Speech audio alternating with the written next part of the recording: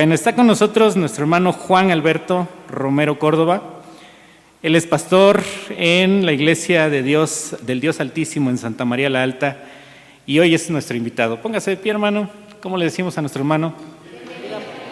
Bienvenido, hermano, y pues gracias a Dios que tiene la disposición de acompañarnos y de compartir la palabra de Dios. Y pues te dejo el lugar. Adelante, mi hermano.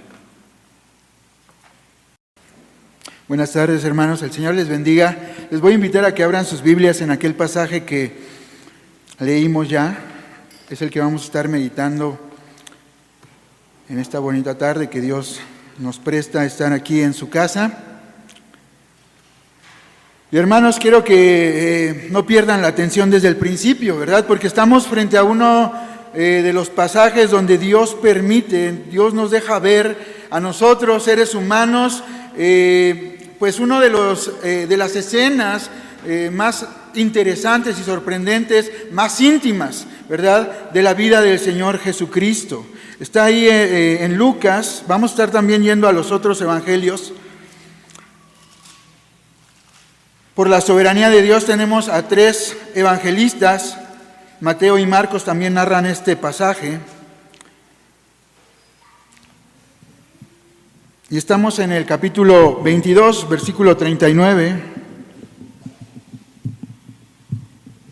Y le voy a dar lectura nuevamente. Dice: y saliendo se fue, como solía, al monte de los olivos. Y sus discípulos también le siguieron. Cuando llegó a aquel lugar, les dijo: orad que no entréis en tentación. Y él se apartó de ellos a distancia como de un tiro de piedra, y puesto de rodillas oró, diciendo: Padre, si quieres, pasa de mí esta copa, pero que no se haga mi voluntad, sino la tuya. Y se le apareció un ángel del cielo para fortalecerle, y estando en agonía oraba más intensamente, y era su sudor como grandes gotas de sangre que caían hasta la tierra. Cuando se levantó de la oración y vino a sus discípulos, los halló durmiendo a causa de la tristeza. Y les dijo: ¿por qué dormís? Levantaos y orad para que no entréis en tentación. Vamos a orar, hermanos, cierren sus ojos.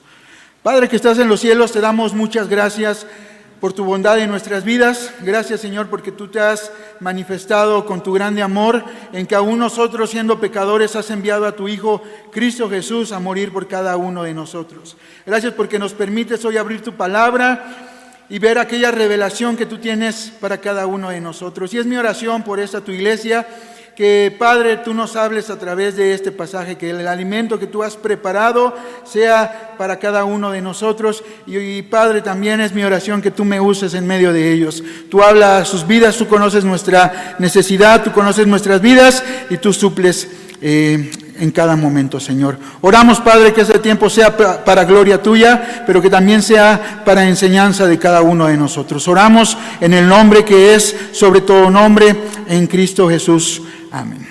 Bueno, pues aquí tenemos entonces les decía yo, este hermoso pasaje, ¿verdad?, donde vemos un momento en el cual no hay sin igual, ¿verdad? Es un momento en el cual, después de haber estado en la cena donde ya el hermano también nos recordaba cómo pasan diferentes situaciones, ¿verdad? Jesús anuncia la traición de Judas, Jesús anuncia también la negación de Pedro, ¿verdad? Y hay allí un ambiente pues tenso, pero Jesús sabe, Jesús tiene el control de las cosas, ¿verdad? Jesús es el soberano Hijo de Dios.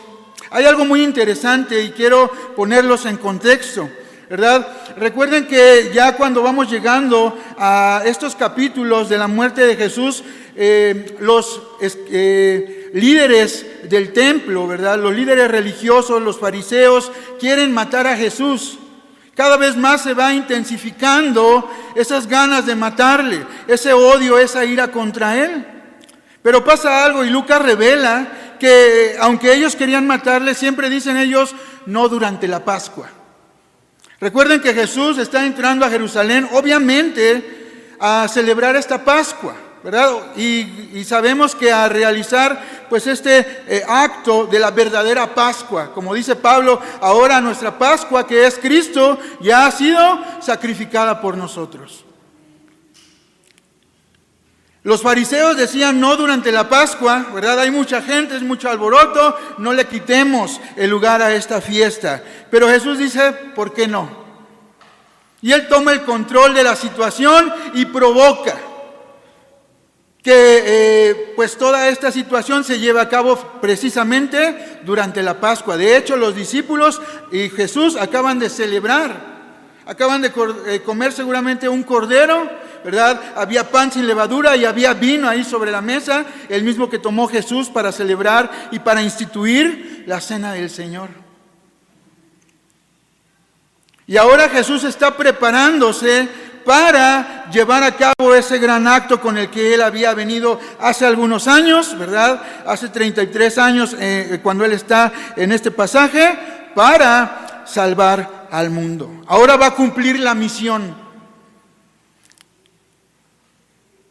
Pero vemos cosas bien interesantes y vamos a ir desmenuzando este pasaje y quiero que me acompañen. Les decía, yo no pierdan la atención porque es, hermanos, verdaderamente estamos pisando, ¿verdad? Un lugar santo, un lugar donde vemos el corazón de Jesús, un lugar donde Él se derrama.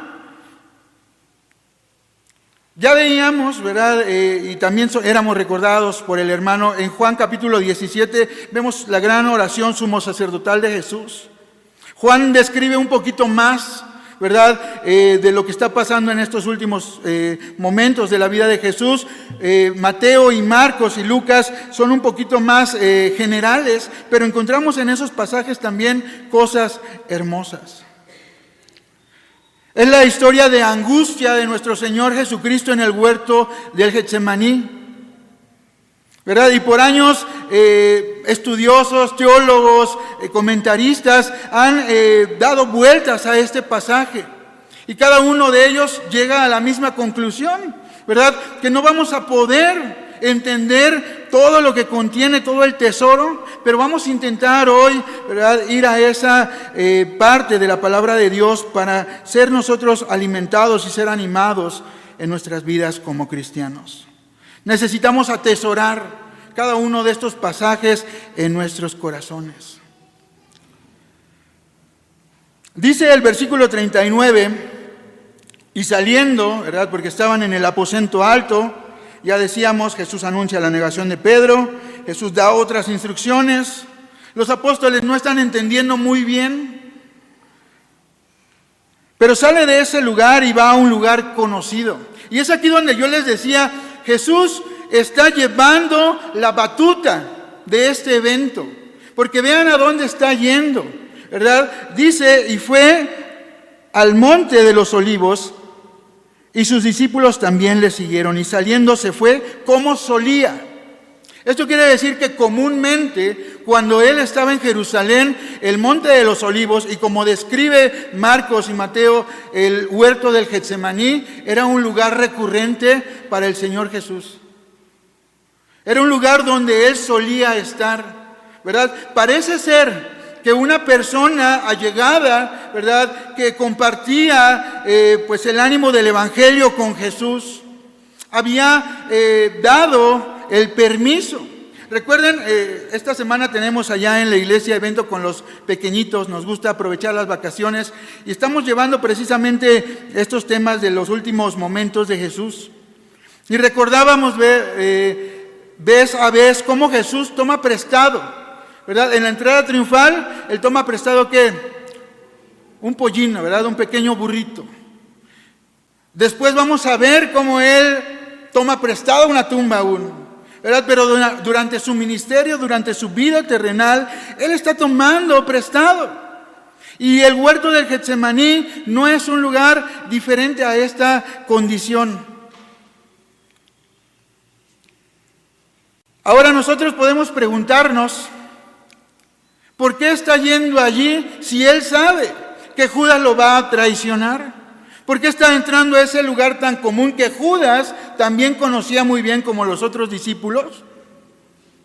Y es por este fin de que Él está. Ya sabe que la hora ha llegado. Ya sabe que es momento de llevar a cabo esa obra de redención aquí en la tierra. Y va a ese lugar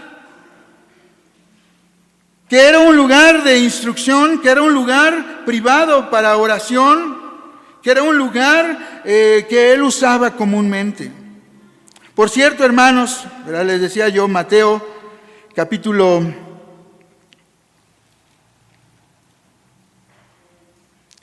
26, versículo 36, dice la palabra de Dios: entonces llegó Jesús con ellos a un lugar que se llama Getsemaní y dijo a sus discípulos: sentaos aquí, entre tanto que voy allí y oro. ¿Verdad? Entonces ya tenemos el Monte de los Olivos, tiene un huerto que se llama el huerto del Getsemaní. Getsemaní significa la prensa de aceite. Y es que ahí era el lugar donde se cortaba el olivo y se llevaba para sacar aquel aceite tan pues deseado por estos hombres de esa región. Pero es interesante, ¿verdad? Y yo lo puedo relacionar porque es el lugar donde también, así como esos huesos de aceituna son triturados, su alma va a estar siendo triturada, y es lo que vamos a ver en este hermoso pasaje. La aflicción del Señor en toda su oración. Hay que recordar otra cosa antes de seguir con el pasaje. Nosotros sabemos, ¿verdad? Y creo que se ha compartido, no lo dudo, que nuestro Señor Jesucristo tiene 100% Dios, ¿verdad? 100% hombre. No es 50-50, ¿verdad? Él es 100% Dios, 100% hombre. Pero eso no quiere decir, hermanos, que el ser 100% Dios, Él haya por eso soportado toda esta aflicción. Porque vemos que aunque es divino 100%, esto no potencializa su humanidad y tenemos a un superhombre. Tenemos a uno de nosotros que está sufriendo. Y esa es una de las grandes implicaciones también de su humanidad, que tenía que ser uno de nosotros para poder ser el pago perfecto por nuestros pecados.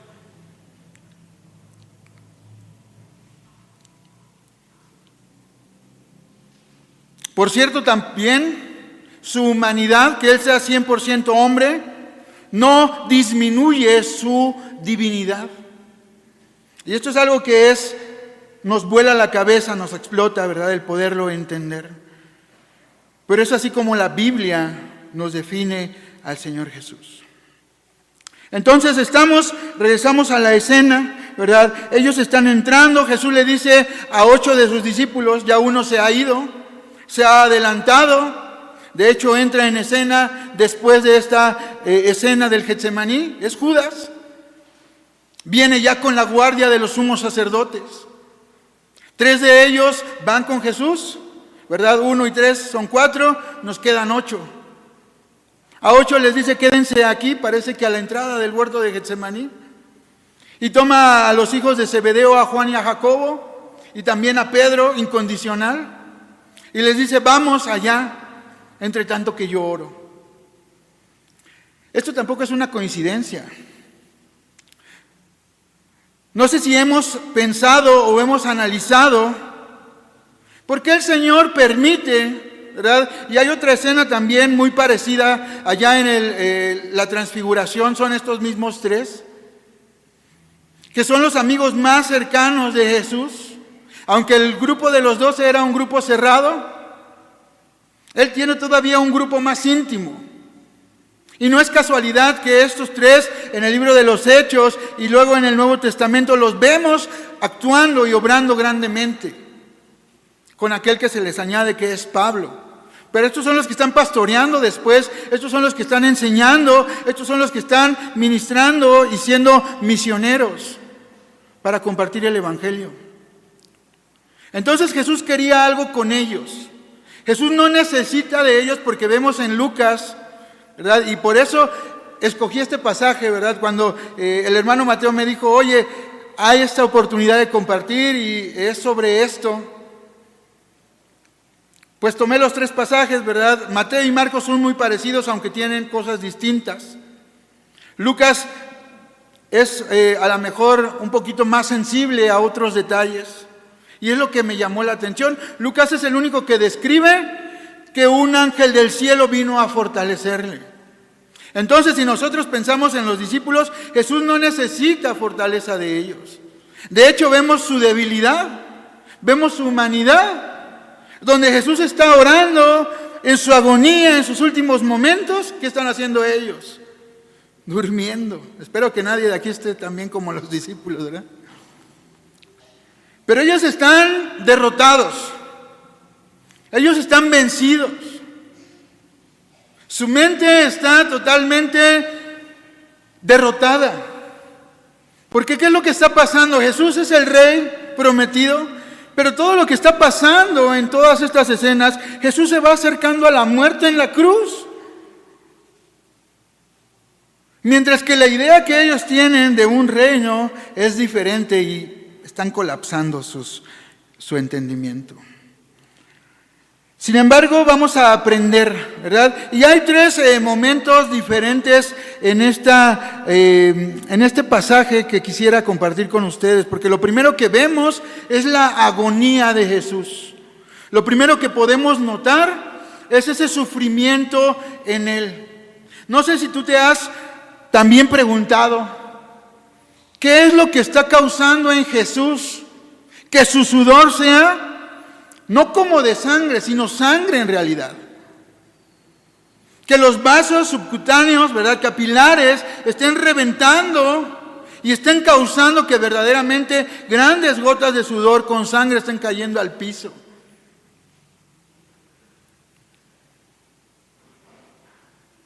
Dice Mateo 26:36, el Señor tomó consigo a Pedro, a Jacobo y a Juan y comenzó a afligirse y a angustiarse mucho. Se empezó literalmente a llenar de horror y de angustia. Estas palabras deben de hacer, hermanos, en nuestra vida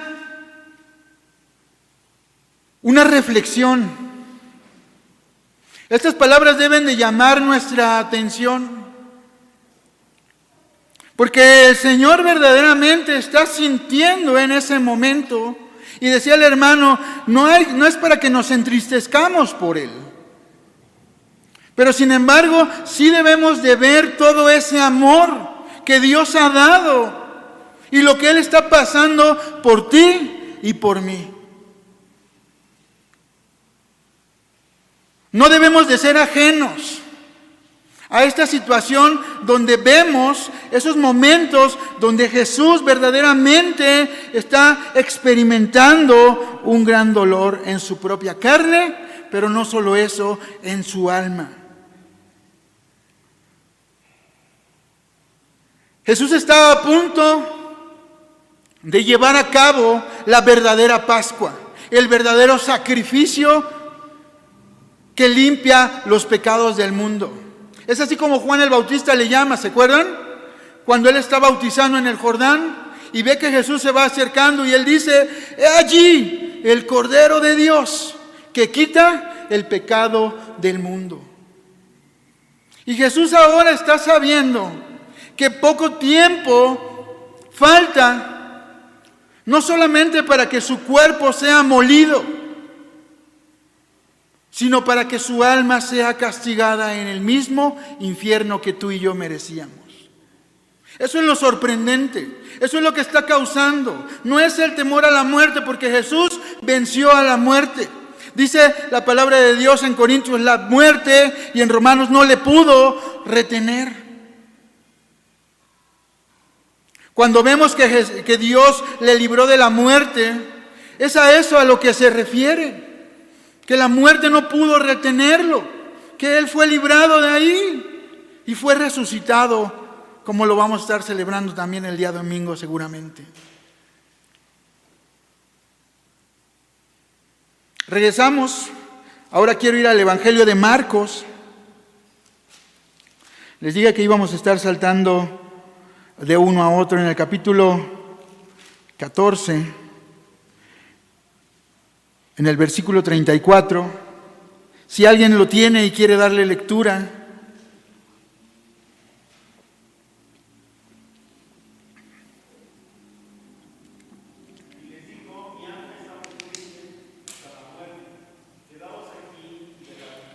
Muy bien, ¿verdad? Esa es la palabra en la que quiero hacer énfasis. Mi alma, o más bien la frase, hasta la muerte. Su cuerpo verdaderamente está a punto de colapsar por tanta presión, por todo el estrés que está produciendo esta situación. Su cuerpo verdaderamente está sintiendo los estragos de esta situación que él va a pasar. Jesús no está exagerando cuando le dice a sus 3 discípulos: estoy afligido hasta el punto de la muerte.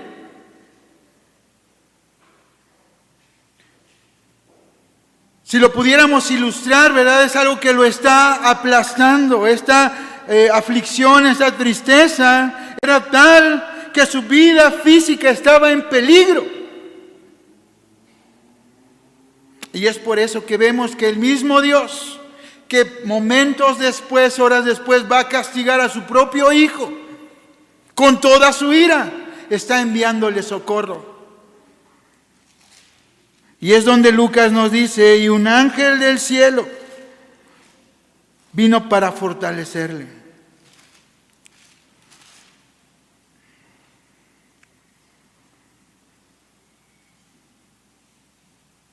Versículo 43, Lucas 22, y se le apareció el ángel del cielo para fortalecerlo. Entonces, necesitamos ver todos estos momentos, necesitamos poner atención en todo lo que está sucediendo en ese tiempo, en la oración o mientras Jesús está orando. Y ahorita vamos a pasar a la oración.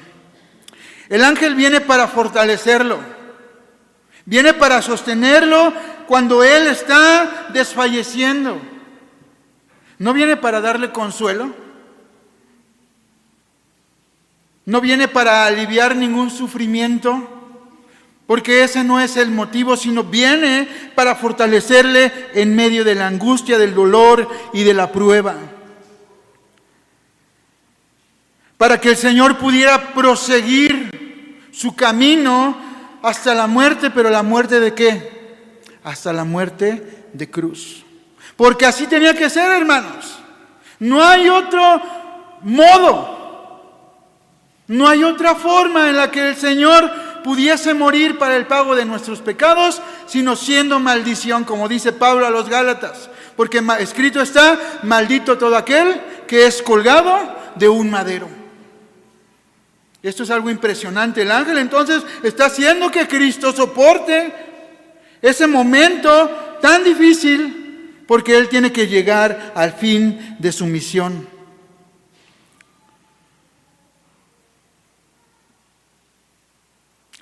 Y esto también nos lleva a pensar en la condición de Jesús. Esto también nos lleva a pensar, imagínate al Hijo de Dios.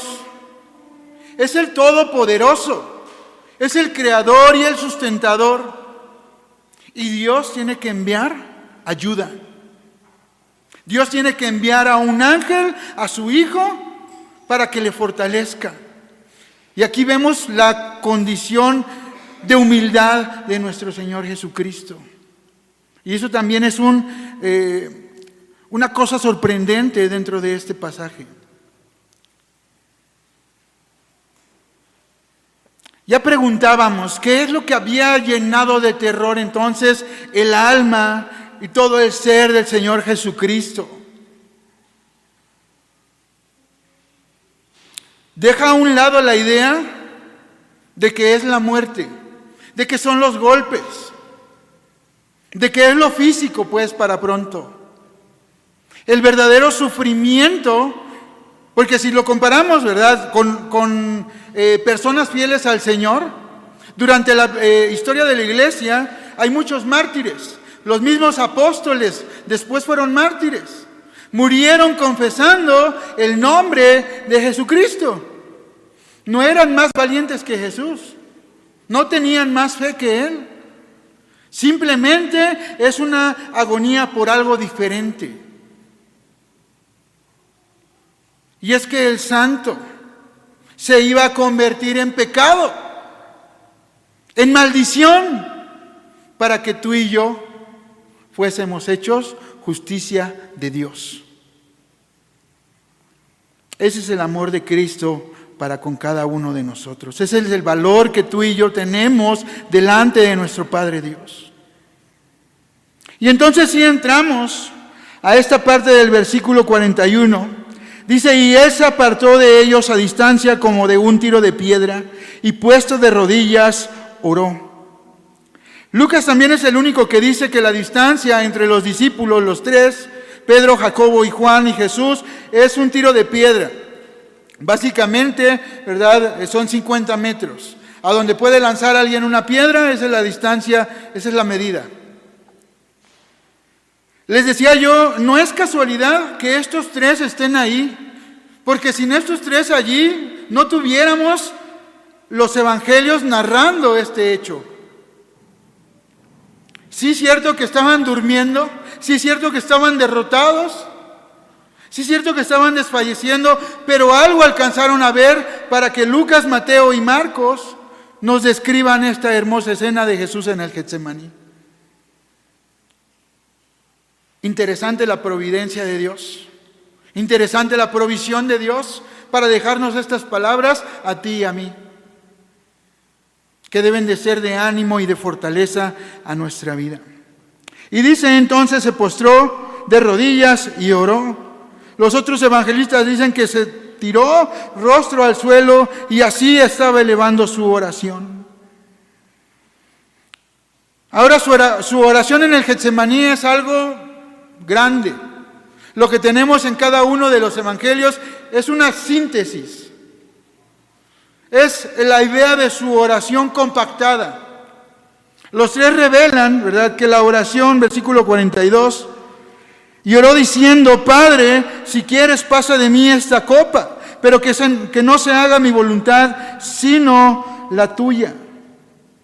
Mateo 26 dice,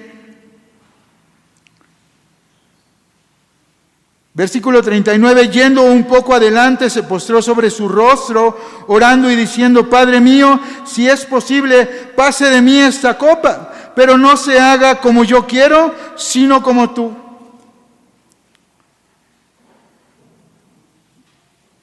Padre, si es posible, pasa de mí esta copa. Les decía yo, no sabemos, ninguno de los evangelistas se toma el tiempo de decir cuánto estuvo orando Jesús. Pero una de las cosas que más llaman la atención es esta oración precisamente. Porque en su humanidad, el Señor Jesús está orando. Si hay otra manera de llevar a cabo la salvación, yo optaría por esa manera. Pero dice que no se haga mi voluntad, sino la tuya. En el Antiguo Testamento hay algunos pasajes que nos ayudan a entender esta metáfora de la ira de Dios sobre el pecado. Por ejemplo, el Salmo 75, versículo 8. Si me acompañan ahí a buscarlo rápidamente y me siguen con sus miradas, Salmo 78, versículo 5.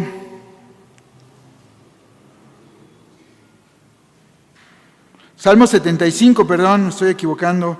Versículo 8, dice, porque el cáliz está en la mano de Jehová y el vino está fermentado, lleno de misura y él derrama del mismo hasta el fondo. Lo apurarán y lo beberán todos los impíos de la tierra, ¿verdad? Una copa, un cáliz, dice, está en la mano de Jehová, y dice al final, hasta el fondo lo apurarán y lo beberán todos los impíos de la tierra. La ira de Dios acumulada, derramada y siendo bebida por todos los impíos de la tierra. Dice también Jeremías capítulo 25, versículo 15, como la copa del vino de su furor. Dice también Isaías 51, 22, como el cáliz de su furor. Entonces es una analogía, es una figura que ya ellos entendían en el Antiguo Testamento. Y por eso es que Jesús ora de esta manera: si es posible que pase de mí esa copa, la copa de ira, yo no la quiero beber. pero que no se haga mi voluntad, sino la tuya.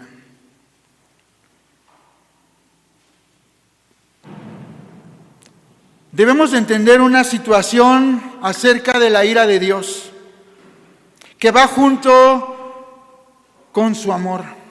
Una no puede existir sin la otra.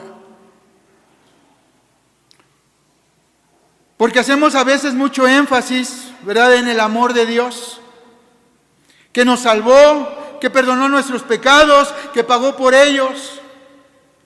Pero no debemos olvidar que es a través de haber derramado su ira sobre el Señor Jesucristo. No debemos de olvidar que es Él el que está recibiendo el pago por nuestros pecados, que es la justa ira de Dios.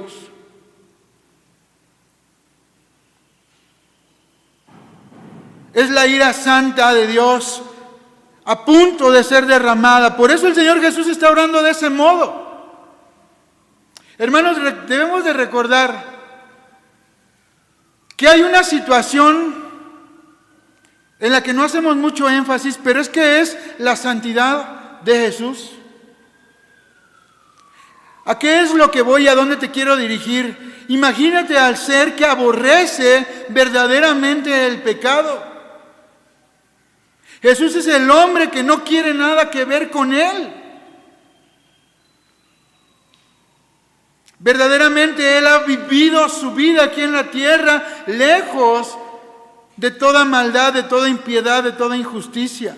Y ahora está a punto de convertirse en todo aquello que aborrece.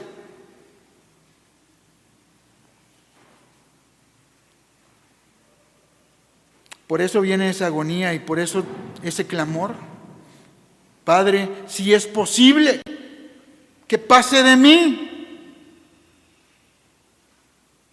Aunque esta segunda parte, y por ello damos gloria a Dios, pero que no se haga mi voluntad, sino la vuestra.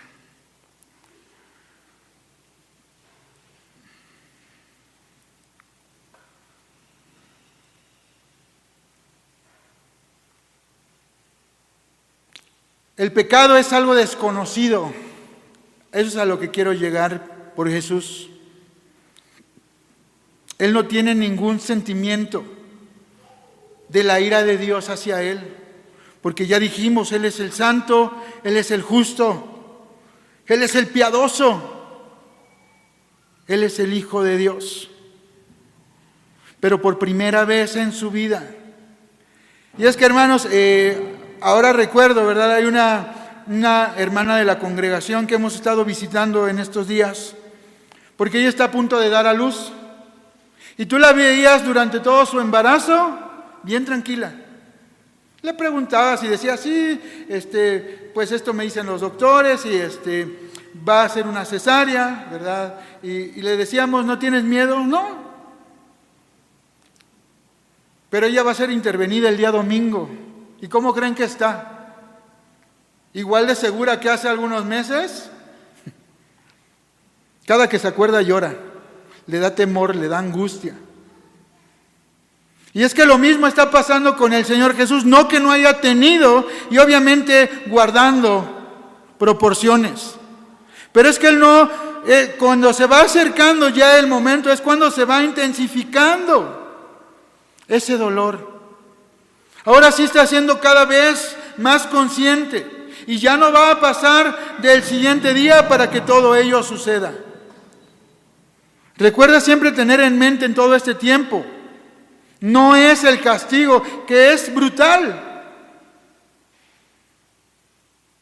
Todos nosotros hemos visto alguna vez alguna escena en alguna película acerca de la pasión de Cristo. Yo recuerdo estar chiquito y siempre esta semana pasaban todas esas películas. Pues ninguna de ellas se compara. Toda la brutalidad que tú puedes ver en una escena no es comparable a lo que el Señor Jesús sufrió en su cuerpo. Y eso no es comparable al sufrimiento que el Señor está viviendo en su alma.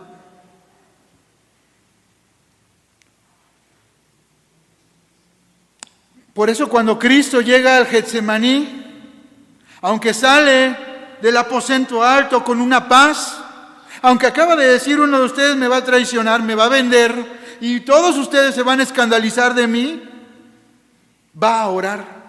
Pero cuando Él está llegando al Getsemaní, repentinamente está abrumado. Porque en unas horas su alma va a ser machacada, va a ser triturada con una ira sin misericordia.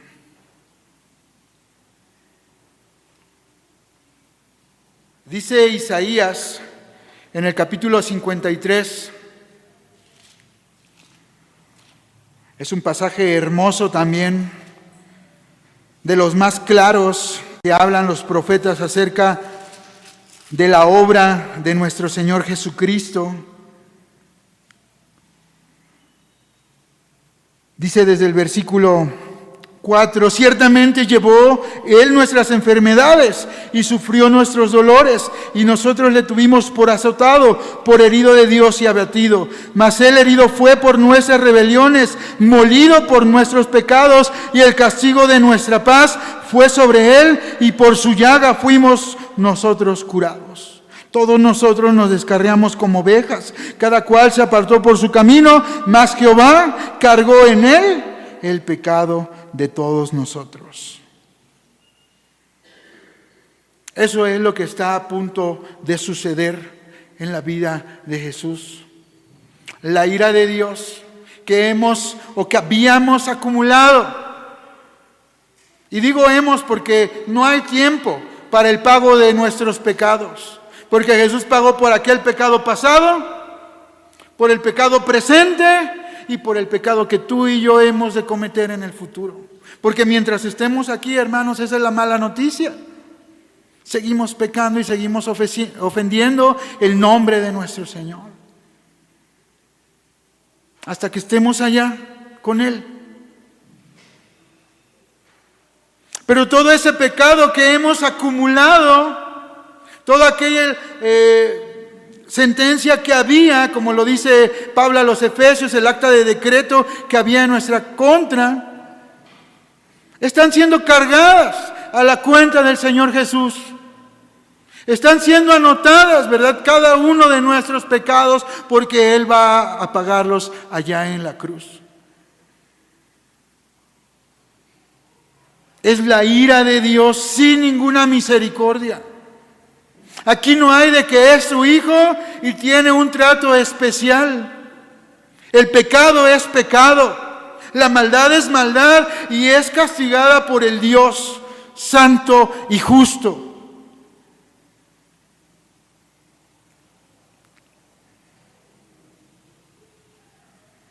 Y esto, hermanos, para hacer posible que tú y yo disfrutáramos de la misericordia de un Dios misericordioso.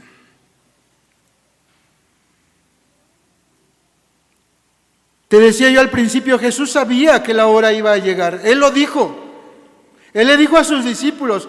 Antes les decía, no digan nada, porque todavía no es mi tiempo. Cuando convierte el agua en vino allá en las bodas, le dice a María que no diga nada porque aún no es su hora. Y vez a vez, ¿verdad? Cuando Pedro aún en el capítulo 16 de Mateo confiesa, ¿verdad? Tú eres Cristo, el Hijo de Dios. Y Jesús dice, no diga nada. Pero ahora Jesús es el que está diciendo, mi hora ha llegado. Así comienza la oración de Juan capítulo 17, mi hora ha llegado. Él sabe porque Él está orquestando su propia muerte y su propio sacrificio.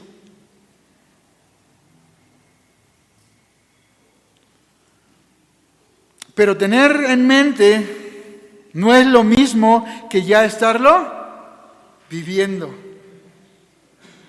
Y eso es lo que está pasando, hermanos, en la vida de Jesús. Eso es lo que está pasando en este tiempo que Él está orando.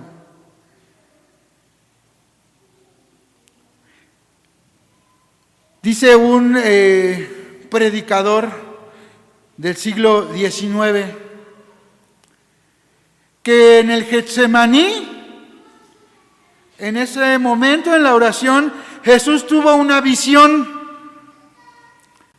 del horno de la ira en el que él iba a ser lanzado.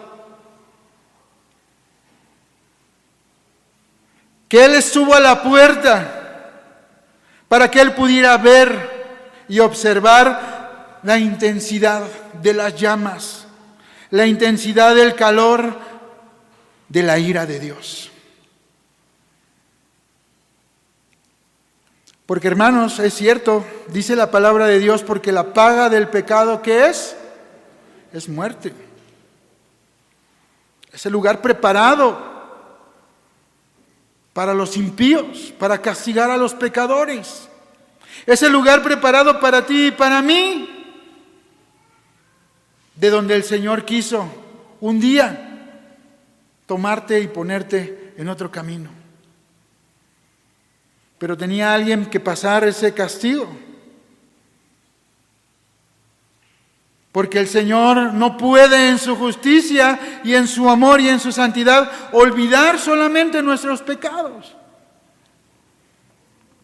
Porque Él no puede pasar por alto.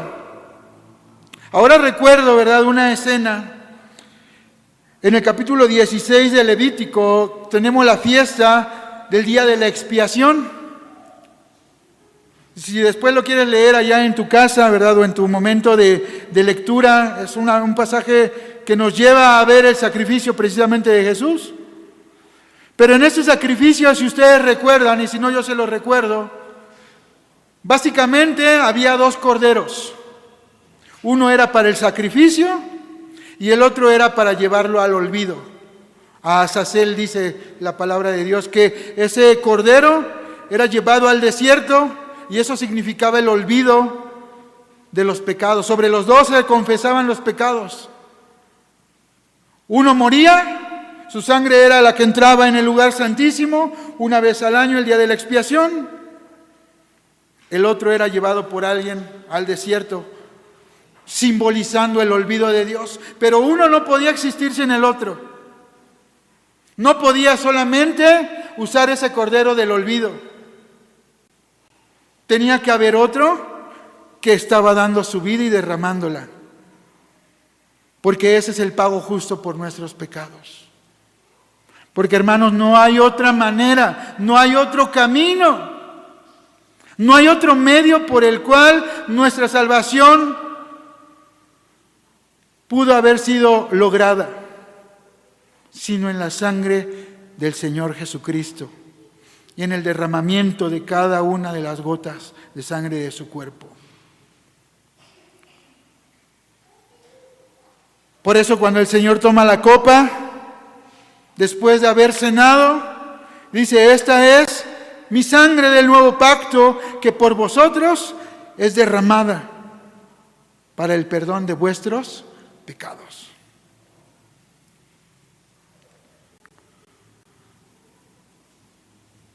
Dice también la palabra que sin derramamiento de sangre no se hace remisión, no hay perdón. Por eso el libro de Levítico, ¿verdad?, del capítulo 1 al capítulo 7, te muestran sacrificio tras sacrificio tras sacrificio. Porque Dios quiere poner en la mente de aquellos antiguos que es por el derramamiento de sangre que viene la remisión de los pecados. Y es algo que tú y yo debemos de tener bien claro. Es algo que tú y yo debemos de tener siempre en mente.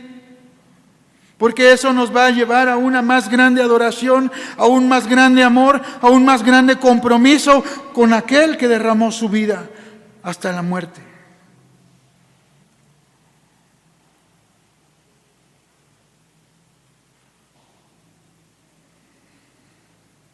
Jesús estaba entonces suplicando al Padre acerca de la misión que Él había dado que cumpliese en el tiempo perfecto, en el lugar perfecto. Y esa es el único escenario posible. No hay otro para poder efectuar nuestra salvación.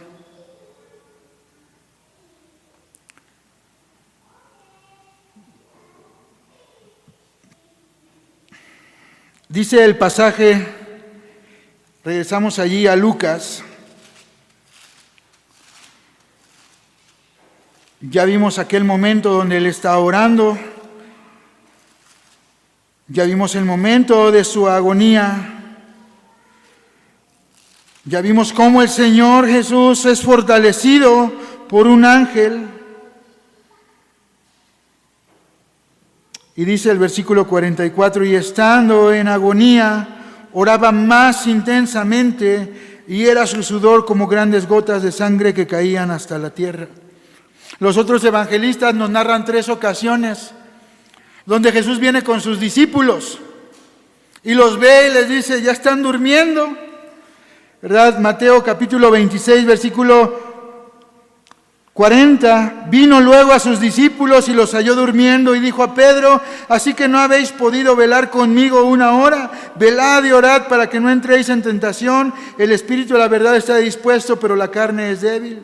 Otra vez fue y oró por segunda vez diciendo, Padre mío, si no puede pasar de mí esta copa sin que yo la beba, hágase tu voluntad. Vino otra vez y los halló durmiendo, porque los ojos de ellos estaban cargados de sueño, y dejándolos se fue, ya no les dijo nada.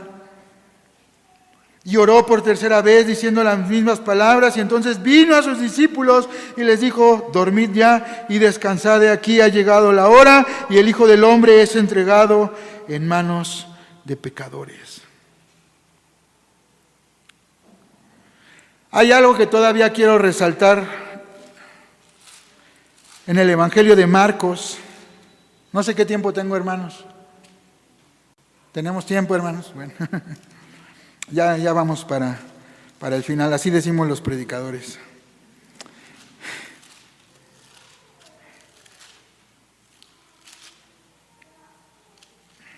En el Evangelio de Marcos, capítulo 14, versículo 36, esto llama mi atención también, porque es algo que no registra ni Lucas ni Mateo, pero son estas palabras, versículo 36, y decía, Abba, Padre, todas las cosas son posibles para ti, aparta de mí esta copa, mas no lo que yo quiero, sino lo que tú. Abba, Padre, ¿verdad? Conocemos esas palabras. Dice Pablo, que son las palabras, ¿verdad?, que allá en Romanos, con las que nos acercamos ahora a Dios, que si ya decirle Padre es un atrevimiento, pero Él lo permite porque entonces muestra esa confianza, esa comunión, ese amor y esa cercanía. Abba, Padre es un paso más. Abba, Padre, ¿verdad? Nosotros lo traducimos como papito.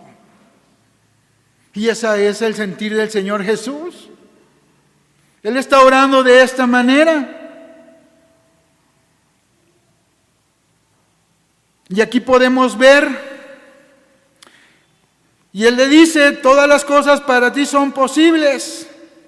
Y eso en teoría es verdad.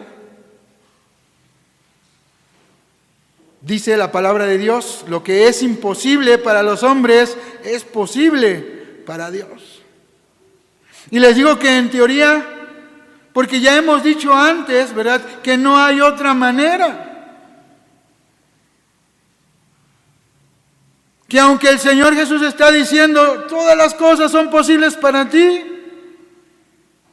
no había otra forma, no había otro medio en el cual Dios pudiera mostrarnos su amor, su gracia y su misericordia. Ya decíamos, sin pasar por alto aquella gran cosa también que es su justicia, su santidad. Sí o sí, el Hijo de Dios, Cristo Jesús, tenía que sufrir por los pecados tuyos, y por mis pecados, y por los pecados de cada uno, de los que ahora son llamados sus hijos y de los que serán llamados. Pero gracias sean dadas a Dios por Cristo Jesús, así dice el apóstol, porque si Cristo no hubiera tomado esa copa de la ira hasta la última gota,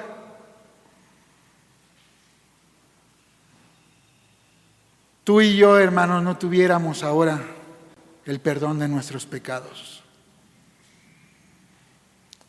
Si Él en ese momento no hubiera sido obediente, no estaríamos hoy aquí confesando que Jesucristo es nuestro Señor. No hay salvación sin ese acto de amor. Y por eso, hermanos, nuestro corazón debe de abundar en alabanza y adoración para nuestro Dios, en gratitud hacia Él por esta última frase de esa oración, pero que no se haga lo que yo quiero, sino lo que tú quieres y lo que tú has dispuesto. La oración del Getsemaní, hermanos, es no para cambiar lo que Dios ya había determinado. Y eso también en general de la oración. Muchas veces nuestra oración no es para cambiar la voluntad de Dios.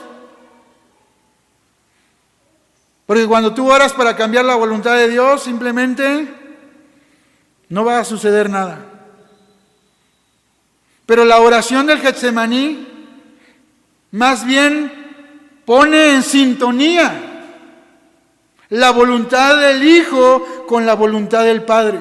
Los pone en el mismo canal, los lleva en el mismo sentido ahora.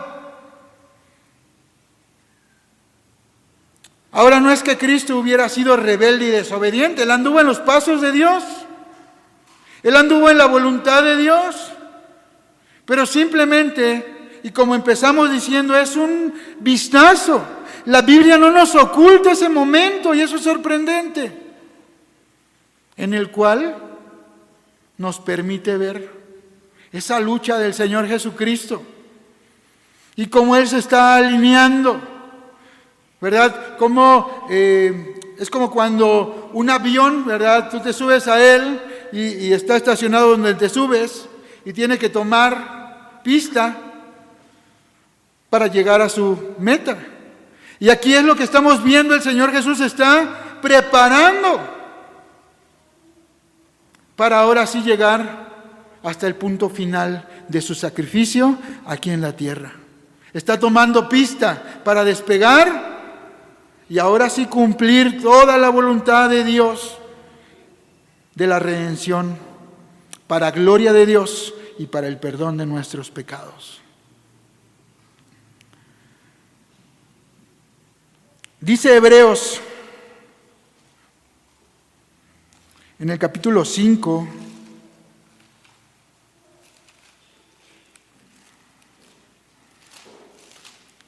Hebreos capítulo 5, versículo 7.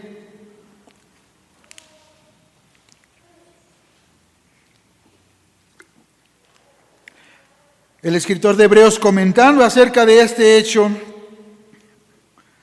y Cristo en los días de su carne, ofreciendo ruegos y súplicas con gran clamor y lágrimas al que le podía librar de la muerte, fue oído a causa de su temor reverente. Y aunque era hijo, por lo que padeció, aprendió la obediencia. Y habiendo sido perfeccionado, vino a ser autor de eterna salvación por todos los que le obedecen. Y fue declarado por Dios sumo sacerdote, según el orden de Melquisedec.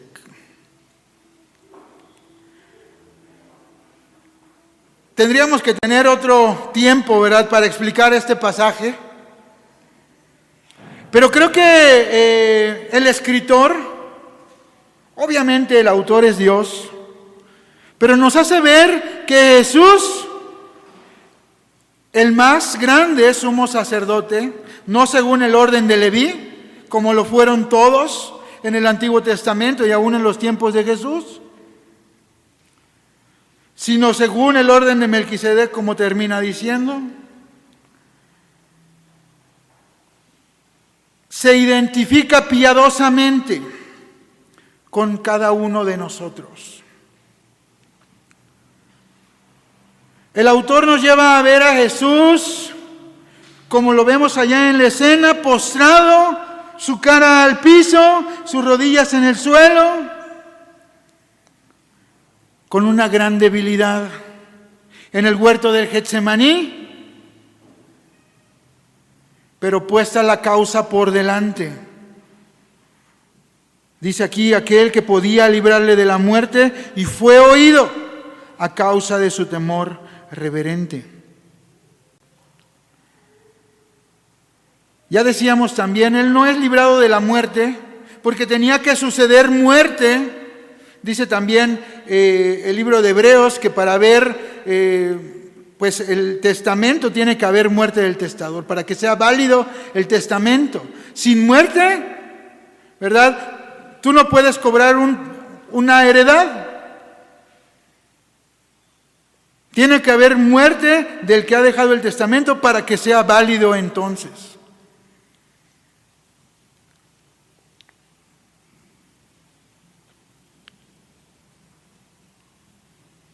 Cuando hablamos que fue librado del poder, fue librado de la muerte, hablamos del poder.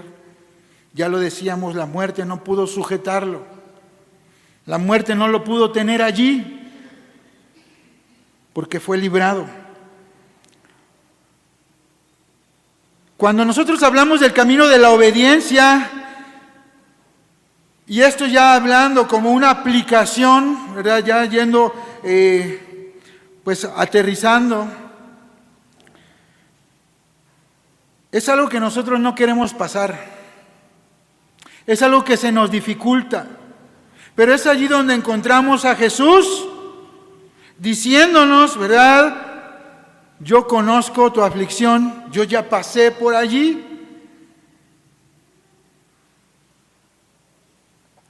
Y lo más importante y lo más increíble que dice la palabra de Dios es que Él está intercediendo por cada uno de nosotros. Él está cumpliendo su oficio, que es sumo sacerdote. En la antigüedad el sumo sacerdote era el que intervenía, ¿verdad? Era el que llevaba las ofrendas delante de Dios, se presentaba delante de Él. Era el que llevaba los sacrificios para el perdón de los pecados del pueblo. Y ahora dice la palabra que constantemente es Cristo Jesús el que está allí intercediendo por nosotros.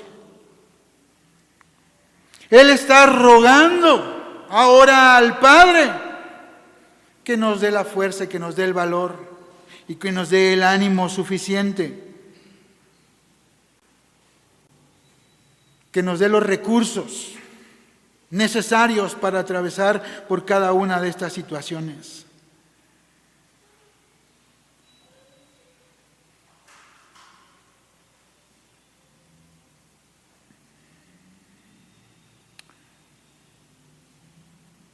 Y pasamos a la tercera parte de esta escena del huerto del Getsemaní,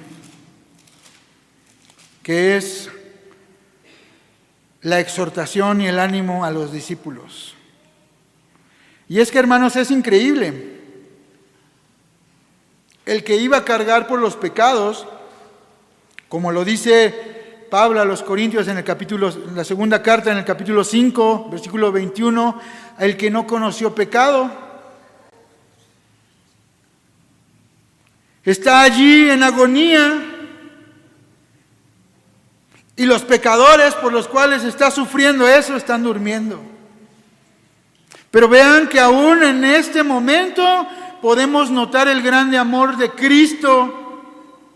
Finalmente, hermanos, todo lo que está viviendo es por los pecadores. Y no podía ser ajeno ni aún en ese momento de su agonía, de su sufrimiento, de su oración. Porque Él les anima, ¿verdad? Dice Marcos capítulo 14, 37, otra vez. Vino y los halló durmiendo y se dirige a Simón Pedro y le dice: ¿duermes? ¿No pudiste velar por una hora? Velad y orad para que no entréis en tentación. El espíritu está dispuesto, pero la carne es débil. Hermanos, esto es algo también igual de sorprendente que lo que acabamos de ver en la palabra de Dios. Las palabras de Jesús tienen un gran eco.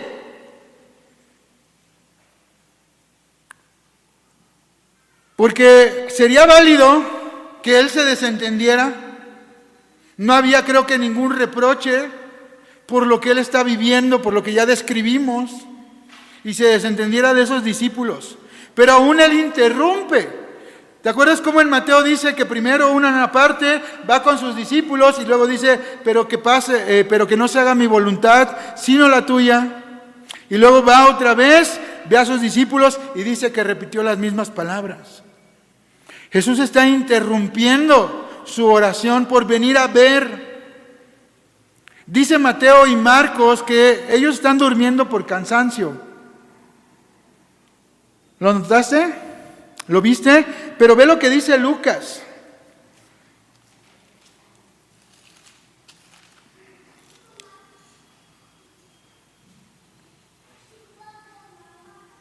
Versículo 45.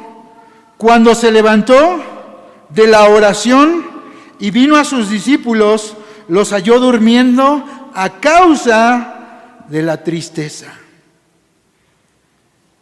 Podríamos decir, ¿están cansados? Estos últimos momentos y días del Señor Jesús son intensos. Jesús entra, tenemos la entrada triunfal, tenemos la purificación del templo, tenemos a Jesús constantemente en el templo enseñando.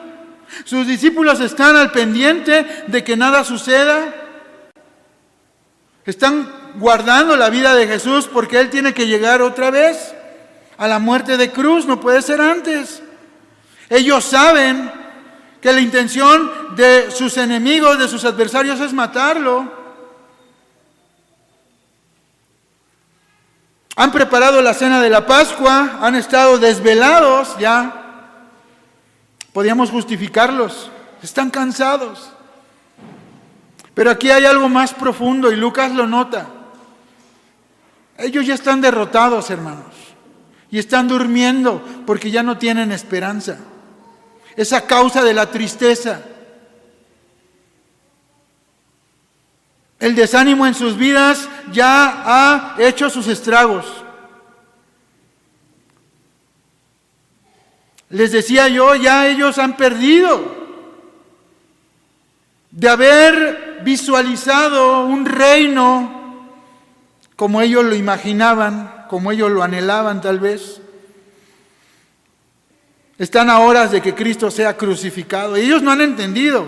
Recuerden que aún Jesús anda con ellos 40 días después, donde conforta sus corazones. Cuando van aquellos dos camino a Emaús y Jesús va hablando con ellos, dice que no habían entendido aún y que por eso Jesús se pone a explicarles desde el Antiguo Testamento, desde la ley y los profetas, dice lo que de él decía. Es hasta ese tiempo donde los discípulos abren sus ojos a la realidad del reino de los cielos y de qué se trata. Pero aquí ya están vencidos. Dicen, ¿verdad?, que uno de los síntomas de la depresión es dormir mucho. Y aquí vemos, ¿verdad?, a estos discípulos ya diciendo, ya, se acabó. Ya no hay más a causa de la tristeza.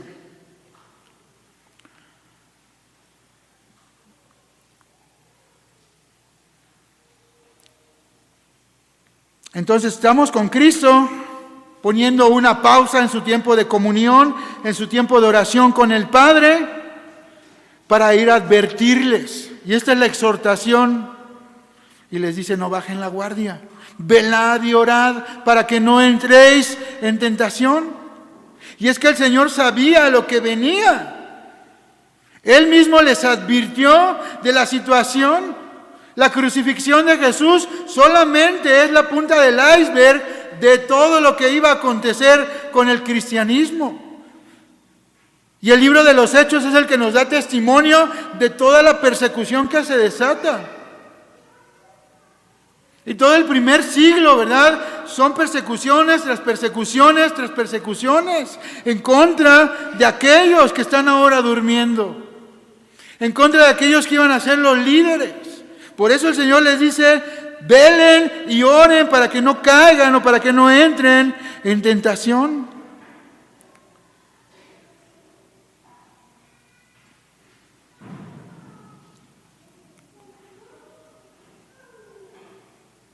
Quiero que pongamos, hermanos, nuestras miradas en aquel que es verdaderamente el que puede compadecerse de nuestras almas. Es Cristo Jesús. Porque así como está compadeciéndose de aquellos sus discípulos,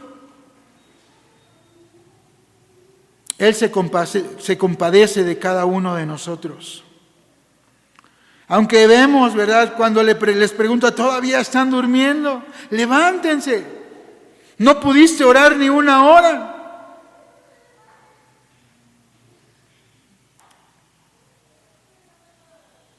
Jesús sabe que ellos van a ser probados grandemente. De hecho, Él lo dice en Lucas también. Más personalmente se le acerca a Pedro y le dice, Pedro, Satanás te ha pedido para zarandearte como a trigo.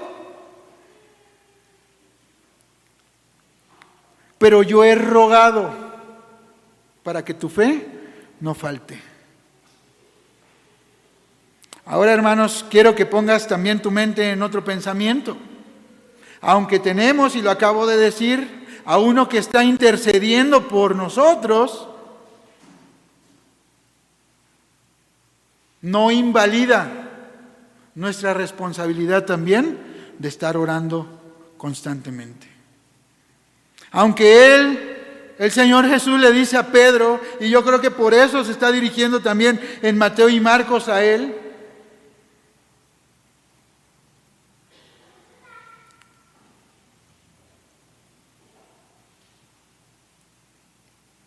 Jesús quiere que ellos mantengan la guardia, que ellos no descuiden, porque están a punto también. Y en lo personal, cuando Jesús le dice a Pedro que va a ser zarandeado, creo que está apuntando al momento donde Pedro le niega. Porque es ese momento donde vemos también el alma ahora de Pedro afligido. Dice el pasaje que cuando cantó el gallo y recordó las palabras que Jesús le había dicho, que antes de que cantara el gallo lo iba a negar 3 veces, salió fuera y dice, lloró amargamente. Ahí él fue verdaderamente zarandeado, pero también se refería al hecho de todo lo que iba a acontecer en la vida de cada uno de ellos.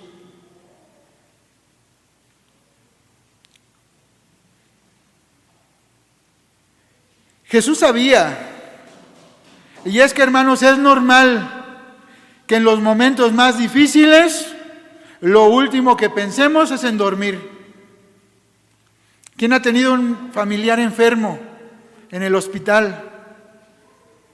Y quien se queda a cuidar, se queda a cuidar, se queda a velar. No hay momento para dormir porque estás al pendiente de la salud. Sabes que su vida a lo mejor depende de ti. ¿O qué soldado en la batalla dice, voy a descansar un poco? Se oyen los balazos, se oyen las bombas, se oyen los enemigos, pero yo voy a dormir aquí. Era lógico que el Señor supiera que no era momento para dormir. Pero otra vez quiero regresar tu pensamiento a que eso es provocado por una derrota. Que esa situación no es cansancio.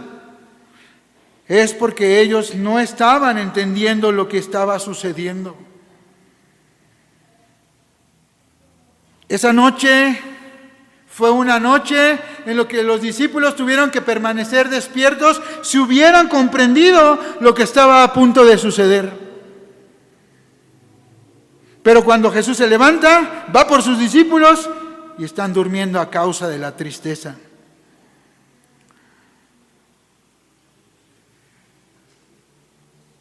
Ya sabían. Y imagínate, y no tenemos que compadecernos de ellos, pero tampoco hay que señalarlos, porque es una situación bien difícil y bien particular. Imagínate toda la bola de emociones que está viviendo a su círculo. Hay un traidor. Jesús les dijo, ustedes también se van a escandalizar. Estoy a punto de morir. Están a punto también ustedes de sufrir persecuciones y todo lo que el Señor Jesucristo ya les había advertido.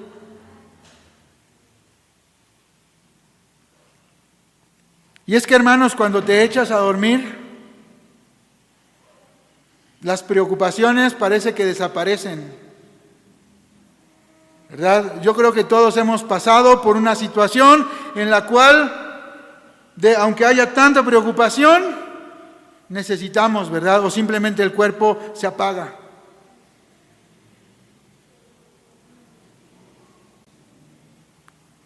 Pero eso no resuelve la situación. El dormir no resuelve la situación. El problema sigue estando, ¿verdad? Y sigue aumentando. El escape en esa noche no era quedarse dormidos. Ellos debían de saber y recordar que estaban en medio de un gran peligro, que Jesús ya les había advertido vez tras vez tras vez.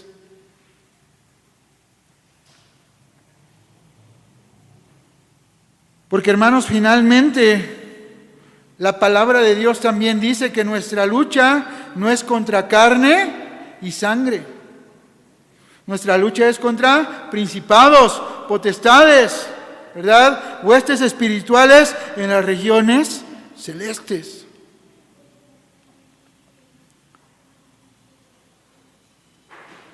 Pero finalmente tenemos aquel que está dispuesto a socorrernos. Finalmente tenemos aquel que está dispuesto a dar su vida por cada uno de nosotros. Pero también, hermanos, nosotros necesitamos esa disposición de hacer su voluntad. Nosotros necesitamos la disposición de seguir a Jesús. Nosotros necesitamos tener la disposición de mostrar verdaderamente ese amor y corresponder a ese amor que Él ya nos ha dado en aquella cruz. No es en nuestras propias fuerzas. Jesús lo dijo, el Espíritu está dispuesto. Todos vivimos esa situación. ¿Quién no ha agarrado, hermanos, y ha dicho, en Año Nuevo pasa, ahora sí voy a leer mi Biblia en un año? ¿Verdad? No les voy a decir que alcen su mano porque ha de haber muchas promesas rotas. Pero nos disponemos y pasa el primer día, todo bien, tenemos una hojita, ¿verdad?, para que nos ayude a llevar nuestra cuenta, y pasa el segundo día, ¿verdad? Ya se me olvidó, mañana, ¿verdad? El espíritu está dispuesto a las cosas buenas, pero la carne es débil. ¿Cuántas veces dices, ya ahora sí, ¿verdad? Ya hice todo lo de mi día? Voy a orar. Ahora sí voy a orar 1 hora, Señor. Fervientemente, así como lo hizo el Señor Jesús en Getsemaní. Y pasan 5 minutos y ya no sabes qué decirle. Y ya te está ganando el sueño y ya te está ganando la tentación de haber ¿verdad? El teléfono, uno de nuestros grandes males de hoy en día. El espíritu está dispuesto. Y es lo que también dice el Señor Jesús de ellos. Por eso no es en nuestras fuerzas, porque nosotros podemos tener toda la disposición del mundo, pero el accionar es diferente. Pero es en las fuerzas del Señor, es en su poder, es en poniendo nuestra confianza en Él. Nuestra carne es débil y tenemos que depender de nuestro Dios y de nuestro Señor Salvador Jesucristo para pelear cada una de las batallas en esta vida que tenemos.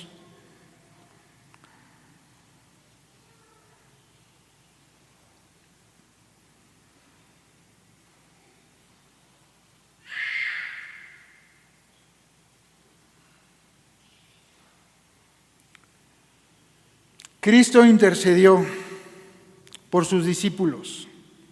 Juan capítulo 17 dice: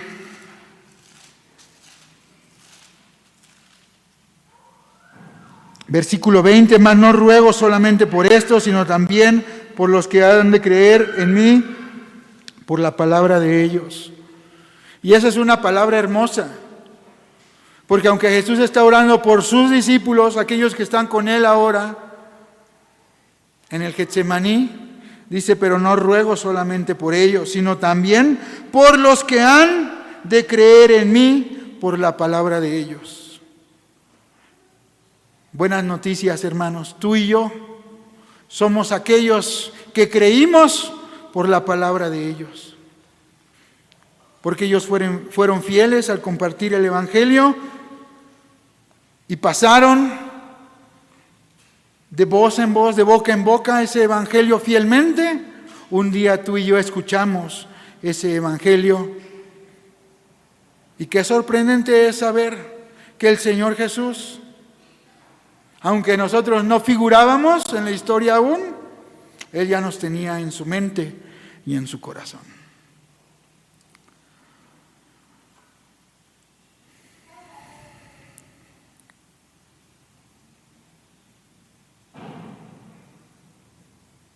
Hermanos, el Señor Jesús y nuestro Dios nos invita a responder a todo lo que Él hizo. El Señor Jesús hoy está hablando a nuestros corazones para que tú y yo no solamente digamos qué sorprendente todo lo que pasó, qué hermoso, ni tampoco para que te compadezcas de ello.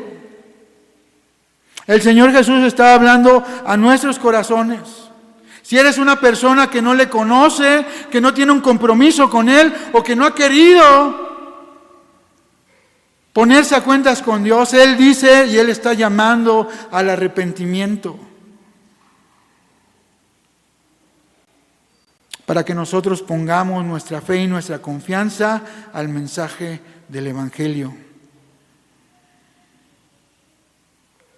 Él nos ha regalado, y hablo de Dios, a Jesucristo. Dice Juan 3:16, porque de tal manera amó Dios al mundo que ha dado a su Hijo, lo ha entregado, unigénito, para que todo aquel que en Él cree no se pierda, mas tenga vida eterna. Él quiere que vayamos a Él. Él quiere que nos arrepintamos de nuestros pecados. Él quiere que pongamos toda nuestra confianza en Él. Ya lo demostró dando a su Hijo. ¿Cómo vamos a responder tú y yo? Decía yo, si no has hecho este compromiso, es tiempo. Pero si tú y yo ya llevamos tiempo en el Evangelio, es momento de no desfallecer. Es momento, ¿verdad?, de poner más empeño y poner más fuerza y tomar ánimo y tomarnos fuerte de la mano de nuestro Señor. Hermanos, que sea Dios quien siga hablando a nuestros corazones, que sea Dios quien haga una mella, una marca, un cambio en nuestros corazones. cuando vemos nosotros a aquel Jesucristo postrado en tierra, su rostro orando por nosotros allá en el Getsemaní. Vamos a orar. Padre que estás en los cielos, te doy gracias por este tiempo que me has permitido estar aquí con mis hermanos. Gracias por tu palabra, porque es fortaleza y es alimento y es refrigerio a nuestras almas. Señor, tal vez estamos desfalleciendo como aquellos discípulos. Tal vez nuestra alma, nuestro ser, está agotado de nuestro diario vivir y de la lucha que tenemos. Tal vez estamos cargados de pecado y no podemos dejarlo a un lado, pero tú nos invitas a ponernos a cuentas contigo, como dice la carta a los Hebreos, dejando todo peso y el pecado que nos asedia, y que corramos nosotros con paciencia la carrera que tenemos por delante, puestos los ojos en Cristo, el autor y el consumador de nuestra fe. Gracias, Señor, porque tenemos quien se compadezca de nosotros, porque tenemos aquel, como lo dice Hebreos, que conoce nuestras debilidades, claro, sin pecado. Pero, Señor, vemos ese momento íntimo donde el Señor Jesús verdaderamente se identifica con nosotros, la humanidad. Y que, Padre, nosotros ahora abracemos a ese nuestro Salvador, Cristo Jesús, quien dio su vida allá en la cruz. Oro por esta tu iglesia, Ebenezer, que tú sigas animando sus vidas, sus corazones, que tú les sigas haciendo luz en medio de las tinieblas, que tú les sigas mostrando tu rostro y que ellos puedan también, como lo dice aquella oración, que tu rostro sea, o que tú hagas resplandecer tu rostro en cada uno de nosotros, Señor. Eso es lo que anhelamos, eso es lo que deseamos y eso es lo que te rogamos, Señor. Oramos en el nombre que es sobre todo nombre, en Cristo Jesús. Amén. Dios les bendiga, hermanos.